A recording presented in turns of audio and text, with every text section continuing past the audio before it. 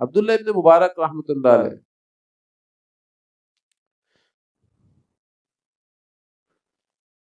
इनको कौन नहीं जानता। उलमाए मुहद्दिसीन से पूछें आप इनका मुकाम क्या है।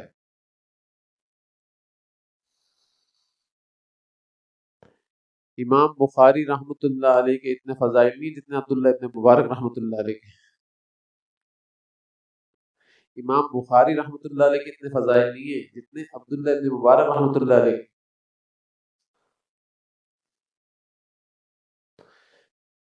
हज़रत इमाम मालिक रहमतुल्लाह अलैह फरमाया करते थे कि भाई ये जो शख्स है ना ये अल्लाह का आलिम।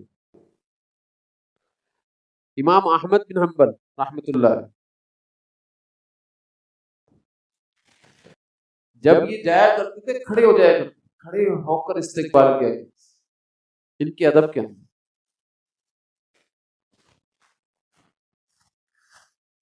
और ये इमाम अबू हनीफा रहमतुल्लाह अलैह के शागिर्द हैं, अब्दुल्लाह इब्न मुबारक रहमतुल्लाह अलैह।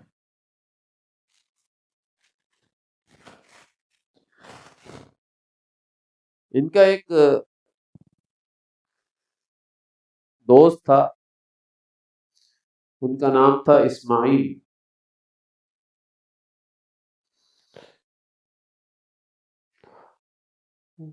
वो बताते हैं कि मैंने अब्दुल्लाह इब्न मुबारक रहमतुल्लाह अलैह के साथ बहुत वक्त गुजारा।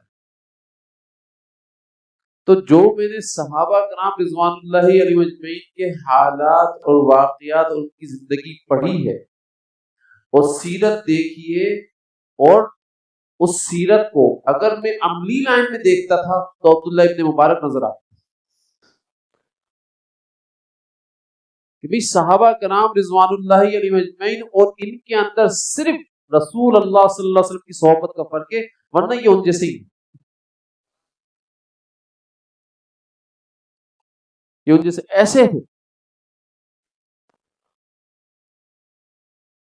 फरमाने लगे कि एक शख्स आया उनके पास, कहने लगा हजरत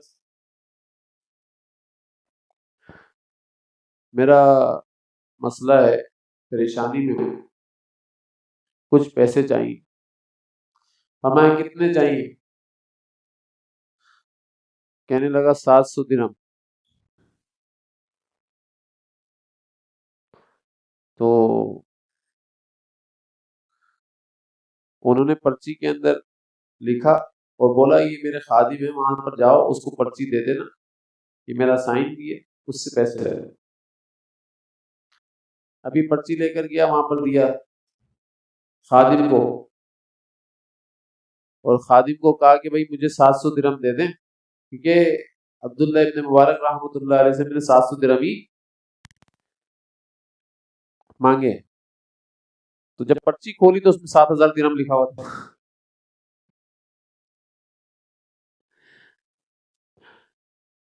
तो खादिम ने बोला मांग रहा है ये 700 दिरहम है, लिखा हुआ 7000, कहीं उनसे गलती तो नहीं हो गई।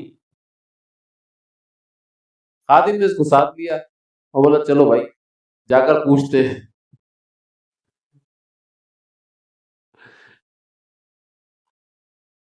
पूछने के अंदर जब वो आया वहां पर और पूछा उनसे कि भाई ऐसा मसला है कि ये 700 दिरहम मांग रहा है, आपने 7000 दिरहम लिखकर भेज दिए, तो मैं ये पूछने के लिए आया कोई गलती तो नहीं हो गई आपसे? देने 700 दिरहम है या 7000 दिरहम है? तो उन्होंने बोला लाओ पर्ची दो। उन्होंने पर्ची के अंदर लिख दिया कुछ। जब उसने पर्ची के अंदर देखा तो 14000 दिरहम लिखे हुए थे कि अब 14000 दिरहम दे दो।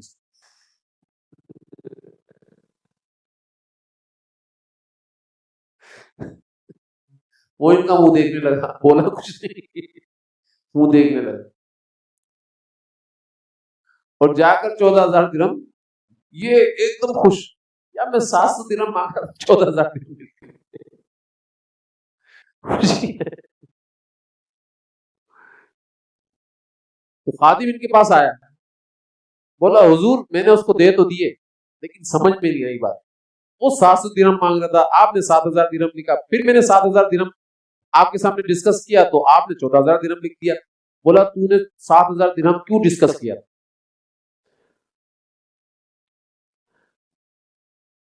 तुझे 7,000 दिरहम डिस्कस नहीं करना चाहिए था। क्योंकि मैंने नबी करीम सल्लल्लाहु अलैहि वसल्लम की जात से सुना है, मतलब हदीस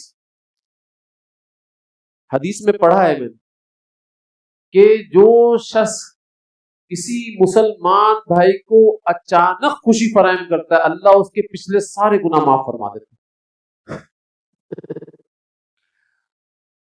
वो तो 700 दिरहम मांग रहा था, मैंने अचानक खुशी फराहम करने की कोशिश की 7,000 दिरहम। वो देखेगा तो बोलेगा ये क्या हो गया।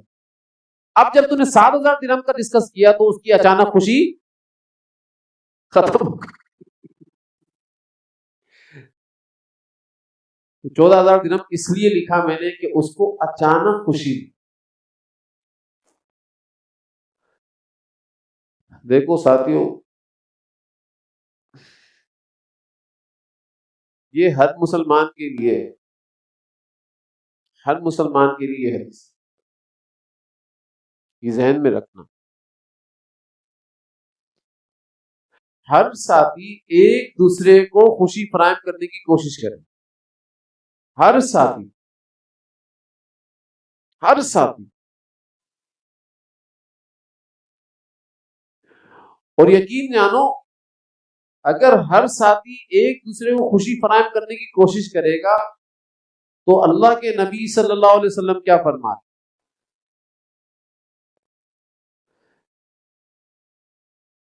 दो चीजें वहां पर बड़ी खतरनाक होंगी। किसी को अगर कब्र के अंदर दुख पहुंच गया, गम पहुंच गया, तो वो फिर आखिरी सारी मंजिलें उसको दुख और गम ही पहुंचता रहे।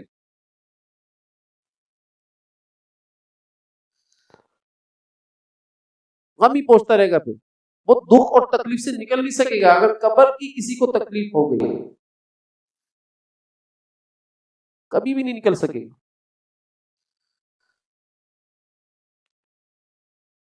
तो अल्लाह के नबी सल्लल्लाहु अलैहि वसल्लम क्या फरमाते कि भाई जो किसी मुसलमान भाई का गम दूर करता है,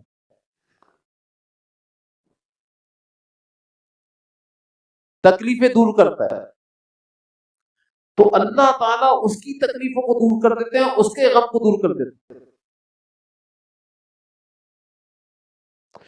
और फिर हदीस के अंदर आता है कि ये जो नेकी की है इसने, ये नेकी इसकी कब्र तक इसका साथ देती है, कब्र के अंदर आती है और आकर बोलती है भाई इसको कुछ भी नहीं कहना, क्योंकि मैं इसकी ढाल हूं। चारों तरफ से घेर लेती हूं। फिर उसके बाद क्या होता है, कब्र से निकलने के बाद भी इसके साथ रहती है, गोया एक गार्ड है भाई। ये इसका प्रोटोकॉल है। तो कहां तक साथ होती है, कहां तक साथ होती है भाई?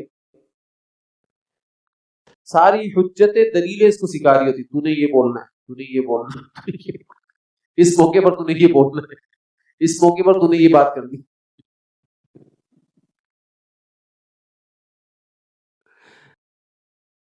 कयामत के अंदर जब खड़ा किया जाएगा ना, उस वक्त भी ये साथ हो। तूने ये बात करनी है, तूने ये बात करनी है भाई, इसके आगे कोई बात और नहीं करनी। अरे ये नेकी किसने इसके साथ की? अल्लाह ताला की जात ने साथ की है। और किस बात पर की है? सिर्फ एक मुसलमान भाई को खुश करने के ऊपर, उसकी हाजत पूरी करने के ऊपर, उसके गम को दूर करने के ऊपर की, उसकी तकलीफों को हटाने के ऊपर की।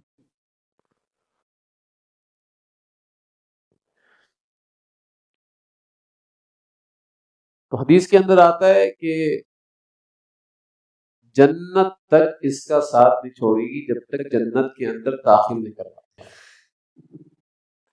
जन्नत तक साथ रहेगी।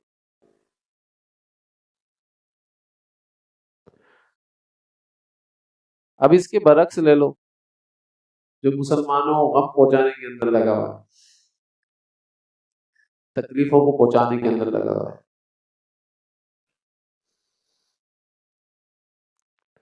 जो किसी तरीके से तकलीफ देता ही रहता है, देता ही रहता है, गम देता ही रहता है, कभी किस सूरत में, कभी किस सूरत में, कभी किस सूरत के अंदर।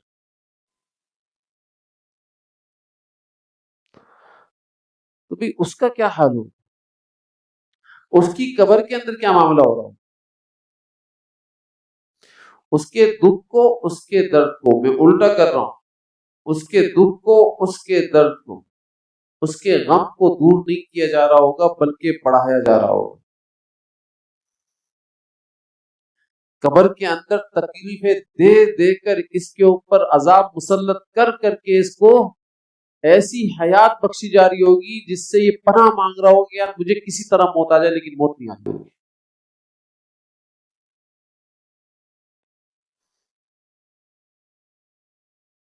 और ऐसे ही कयामत की जो होलनाकियां हैं, फिर उस अजाब के अंदर भी इतना होगा, सारी होलनाकियां इसके साथ।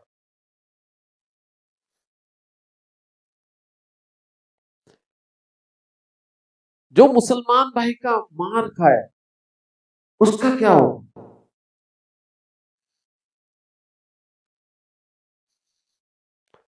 जो मुसलमान भाई की इज्जतों को पामाल करे उसका क्या हो,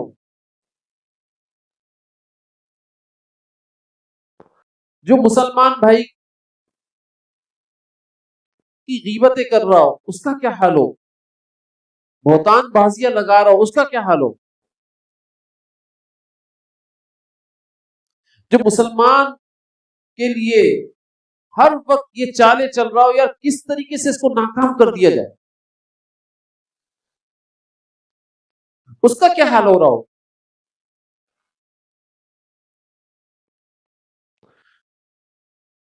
भाई हम सब उसके अंदर शामिल है, याद रखना, हम सब निकले हुए नहीं है, हम सब ये कर रहे हैं, हम सब फलस्तीन के बच्चों के साथ ये काम कर रहे हैं, हम सब फलस्तीन की माओ बहनों के साथ ये काम कर रहे हैं, हम सब फलस्तीन के भाइयों के साथ ये काम कर रहे हैं।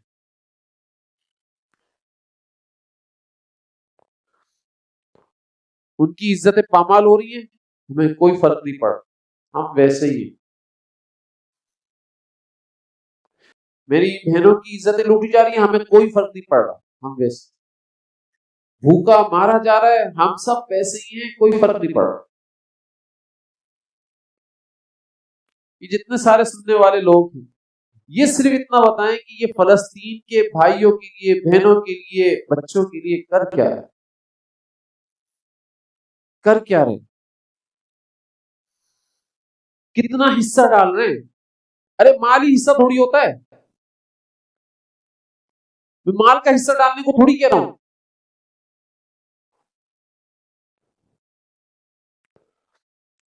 दुआओं के अंदर कितना हिस्सा डाल रहे हैं, बाइकाट के अंदर कितना हिस्सा डाल रहे हैं, और फलस्तीन के लिए कर क्या रहे हैं। क्या बात करते हैं आसपास इधर उधर बैठ कर बात कर रहे होते हैं, या सिर्फ अपनी कारोबार की बात कर रहे होते हैं, अपनी नौकरी की बात कर रहे होते हैं, अपनी प्रोडक्ट की बात कर रहे होते हैं। कोई एक बंदा ऐसा हो जो फलस्तीन के एतबार से सही मानों में उनका मुद्दा बयान कर रहा हो, उनका केस लड़ रहा हो, उनकी बात कर रहा हो। घरों के अंदर भी बीवी की ख्वाहिश, बेटियों की ख्वाहिश, बेटों की ख्वाहिश, ये सारी ख्वाहिश इनके पीछे हम लगे हुए हैं। लेकिन मेरा और आपको मुसलमान भाई वहां परेशान है, मुश्किल में, उनके बच्चे परेशान है, मुश्किल के अंदर है, मेरी माए बहनें बेटियां परेशान है, मुश्किल के अंदर है, मैं उनके लिए क्या कर रहा हूं। कोई रूहानी जंग लड़ रहा हूं उसके लिए, कोई रूहानी जंग लड़ना शुरू कर दूं यार।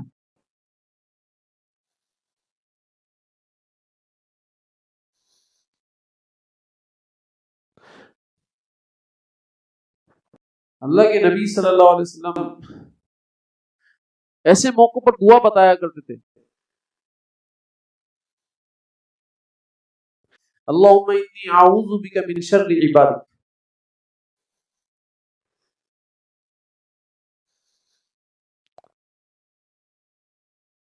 ये दुआ होती थी अल्लाह के रसूल सल्लल्लाहु अलैहि वसल्लम की जात।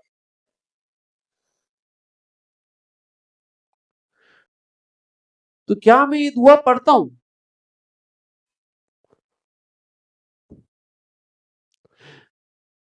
कोई मैं उनसे रूहानी जंग लड़ रहा हूं?